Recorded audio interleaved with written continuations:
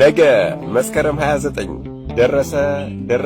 ደረሰ የምንባረክበት የምንቀደስበት ብዙ በረከትን የምናገኝበት ታላቁ የሰማዕቷ እናታችን ክብረ በዓል ደረሰ።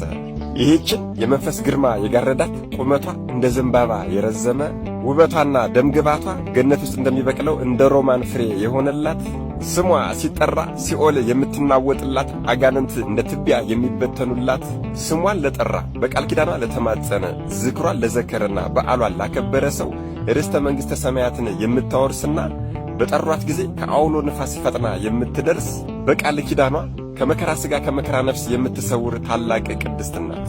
በመንግሥተ ሰማያት ስሟ ታላቅ የሆነ በምግባርና በሃይማኖት በሥጋዊ ውበትም ቢሆን በውስጥም በውጭም ያጌጠች የመግረፊያ አለንጎች ሥጋዋን ማሳመም የማይችሉ ሊገሏት የተላኩ አውሬዎች ነጣቂ አናብስትና አናብርት የእግሯን ትቢያ የላሱላት ተጨንቀው ተቸግረው ስሟን ለጠሯት ከአውሎ ንፋስ ፈጥና የምትደርሰው ጻድቅ ባህታዊት ድንግል ምስክር እናታችን ቅድስት አርሴማ ነገ መስከረም 29 ሰማዕትነትን የተቀበለችበት የሰማዕትነት የዕረፍት በዓሏ ነው።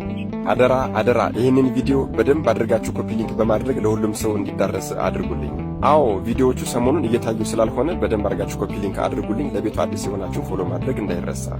እናታችን ሰማዕቷ ቅድስት አርሴማ ድንግል ይህችን እናት ይህችን ሰማዕት በምን እንመስላታለን? እርሷ በአድማስ ላይ ተቀምጦ